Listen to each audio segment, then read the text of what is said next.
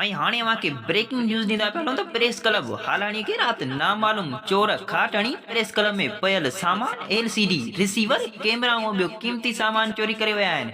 अहिड़े अमल ख़िलाफ़ सहाफ़ी बिरादरी सराफ़ा एहतजाज आहे। अव्हांखे अपडेट कंदा पिया हलूं हालाणी खां त हालाणी में राति नामालूम चोर हालाणी प्रेस क्लब खे खाट हणी प्रेस क्लब में पयल एलसीडी रिसीवर ऐं कैमरा समेत ॿियो कीमती सामान चोरी करे विया आहिनि। अहिड़े अमल ख़िलाफ़ प्रेस क्लब हालाणी अॾो सहाफ़ियुनि जो बचियल हिंगोरो निसार अंसारी ज़फ़र अवान तारिक सैतो इदरीस सैतो अजब लाशारी अली शेर सूमरो शफ़ीक कुरैशी ऐं ॿियनि जी अॻुवाणी में प्रेस क्लब हालाणी ॾाढो सख़्तु एहतिजाजी मुज़ाहिरो ऐं धरणो।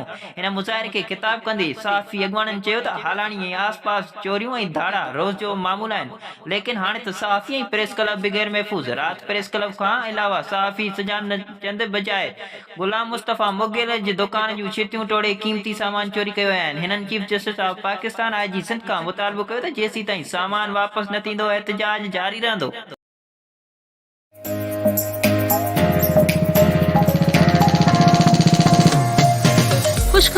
खुशखबरी तव्हांजे पंहिंजे शहर कासमाबाद में सुमरा वॉलपेपर PVC पैनल शॉप ॾेई रहियो आहे। कासमाबाद, लतीफ़ाबाद, टंडोडाम ऐं सिंध जे मुख़्तलिफ़ शहरनि में मयारी ऐं बहितर सर्विस। राब्ते लाइ राजन अली सुमरो, फोन नंबर 03333702510 03333707886।